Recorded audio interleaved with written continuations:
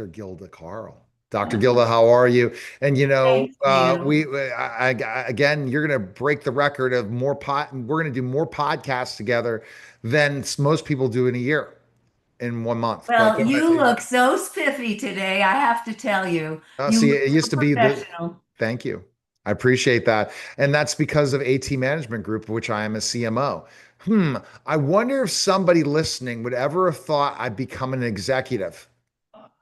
I There you go. wonder, Let's continue with wonder who you're referring to. I don't know who I'm referring to. I'm referring to a lot of different people that thought, why do this show? Why be like Wayne's World? Excellent. Woo! In my basement. Well, things have changed. But Dr. Gilder, what is our topic for today? Well, today I want to talk about some discussions that I've had on one of the platforms that I'm on. I spend a lot of time on the platforms, and I love seeing reading what people are saying. And I have a unique perspective because I'm a female and yet I'm spokesperson for International Council for Men and Boys. And that's very important because men being attacked as they are all the time do not have a female spokesperson. It's these mean girls that we see again and again and again. I'm writing a new piece right now about what I have observed on some of the social media platforms. And it is really heartbreaking that so many men are suffering Right. from so many women saying mean and nasty things. Like there are not enough men dying from male suicide. What kind of an horrible, heartless person would even say that? And yet women don't mind saying these awful things. As a matter of fact, I was telling the president of the International Council for Men and Boys about one such posting that I saw, and he couldn't get over it. He came back to me a day later and said, "Wait a minute, this is still on my mind. You said 7,000 women liked a discussion about men's suicide, that men ought to be dying more frequently from suicide." I said, his name is Dr. Ed Bartlett, and he's wonderfully insightful for having built up this organization. And he's been at it for many years. And he came back to me a day later and he said, "I can't get this out of my mind. Do you have a copy of that?" And I said, "I sure do. Watch this." And I showed him the video. And I said, "This is beyond anything that I have seen. We read about it, we post about it, we talk about viciousness, we talk about women in the middle of divorces who are using their kids as punching bags in the middle of them and their ex-husbands. We talk about it.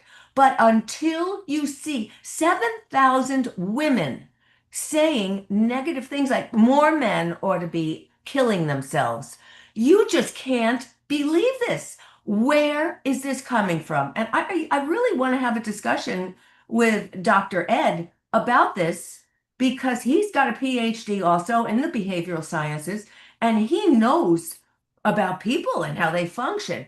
But for the likes of everybody who's asking me, I can't figure out why so many women are so angry at so many Mhm. men. It makes no sense. Okay, if you went through a bad divorce, okay, if you went through a bad childhood, okay, when I have clients coming to me, they tell me, "Oh, and this happened, and this happened, and this happened." And then I say, "So what are you going to do about it?" Because you're still alive, you're still here, you're in this space playing So, the victim. And I don't want to hear that from my clients. I get them to get weaned off that Mhm. victimology.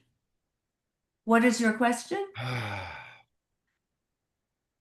Victimology. See, this is what keeps you from growing. I too tried to be a victim, but I've learned once I love myself, I don't need to be a victim anymore. That is so, the words D of wisdom. Wallace, a good friend of mine, D Wallace, the mom in ET.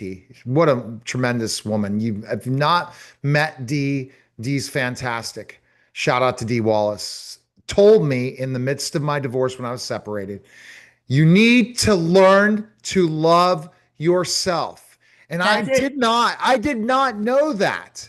I You needed know, to learn and I had to work through things to Neil, we say, are never taught this in school. We're talking about the schools teaching reading, writing, arithmetic, and not very well at that. But they're teaching that, and they're not teaching relationships and how to have a relationship with yourself primarily. right, Because you can't go out right. into the world and say, I am a CEO of this company without a capital I. Otherwise, you come across with this lowercase I, as I have said many, many times, and we attract, and this is the Gildagram, we attract not who we want, but who we are. So if we are that insufficient in our minds, who do you think we're going to attract? Lowercase losers, just like ourselves, because we are speaking on the same wavelength. You start to grow and you attract all the people who are just like you. I've already That seen it in my is business. so that's Once business, I changed, love, and neighbors, neighborhoods, buildings that you live in, everything I attract's everything, coming to me that's good because I'm everything. attracting it in a different way. Because here's the thing. We might attract things that could repel us. However, what we need to do is have a great attitude about things, like opportunities with potential media. We need to have it that it's going to work out. Because if we can put it into the universe, we have it on the board. I already know my monthly board coming up in August or July, which I didn't even change my board yet because all the sales opportunities or opportunities for collaborations. Now I have to put another one on the board. If I put it on the board, it happens. Now, this is where you attract things. And if it doesn't work out, I'm not going to go cry over spilt milk. There's But another but but but but opportunity. but but, but you know that's a very good point that you raised because if it doesn't happen, you always have a plan B to go to. Usually, you are only seeing that which you are focused on, and you have no idea about plan B out there, which may even be better. All But right. you did not have the resources at that moment to even consider Right. that. So the plan B could be better than ever. So you just have to wait and see. I have this expression that I always use, and thanks to Carrie Underwood, Jesus take the wheel. That's it. That's it. I do everything I possibly can do. I do whatever I can do, and then more. And then leave it to God. All right. So this God will do it. psychic told me to look for T's for one of my biggest clients ever in opportunities, and they had to have a T. And it really was interesting because I have a couple T's in the ballpark now, and then people are like, "Well, we're gonna have to look up what does he mean by T?"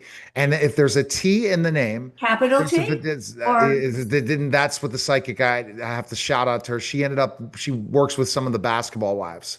Shout out to Sharika, one of my clients who introduced me, and I can't remember her name. That's the funny part, but the tea is still on my mind. And there has been some fantastic teas and there have been some awful teas. More good teas versus bad teas. so, okay, But so I maybe have your lesson has to be that you now have to peel away the onion and decide which to keep and which to get rid of. And that's all part of our journey. Lots of people come to us, lots of people come to me. Am I giving them my telephone number? No. I am going to scrutinize each and every opportunity that they think is an opportunity. But you know what? When somebody is presenting, I get all these, oh, let's collaborate. What are we going to collaborate on? I write books, I speak. Why do I need you to that go is along that with is me? one of the What can you oldest do for me? books in the okay. That's one of the oldest books in the world. Let's collaborate. We'll come up with something it's not gonna No, make no, either of no, us no. money. I did that when I was getting started. At first, I'd say, okay, let's sit down and collab. You know what? I was doing all the work and they were saying, yeah, I could do that. No, no, no. Now it's really simple. I simple, you get older and you start to simplify things. I said, if you want me to collaborate with you, please send me in writing a business proposal and send it to my website. I have a specific place set up. All business Okay. proposals All will right. come here. And do you know how many people do? None. Then they They can't. all no, because it's all bullshit. They say things and they don't mean them. But last night I was in a discussion with a guy and I was talking about, I'm so grateful to Newsmax. Thank you, Newsmax. And I said, thank you very much. And I sent out a post and one guy said, yeah, so what is this woke thing? I said, well, you're going to have to read the book. Well, why can't you define it right here? I said, I don't have the time. You're going to have to read the book. So, they push you and they push you and they push you. And then he said, and I said, are you familiar with the war going on against men? No, what kind of war? He said. I said, you know what? Do you watch the news? President Trump talked about the war on men. Are you aware of that? Do you have boy children? You're a male. Shouldn't you be aware of all of the brickbats that are thrown at you? Shouldn't you be aware of how to necessarily defend yourself and to change things around? He said, this is nonsense. This is nonsense. And this is from a man. So if people aren't educated and they don't go off and try to become more educated, whose job is it to educate them? Not mine. If they're curious enough, they'll say, let me look that up. She's crazy. She's batshit crazy. But I'm going to look this up and see. And then maybe we can have a conversation. But this guy said, I thought we were going to have a conversation. Excuse me, how much time do you think I have for conversations? If you want to make an appointment, please make an appointment on my website. All right. So you make an appointment on our website at drgilda.com. Perfect timing. I got to eat dinner. Appreciate the conversation. And I cannot wait for the big news in August. Well, That's you what I look always, so always, handsome. always, always have to keep people. What big news in August? Well, you look so handsome. Whatever you deliver will be magnificent. Exactly. Thank you. All right. That you're listening and watching the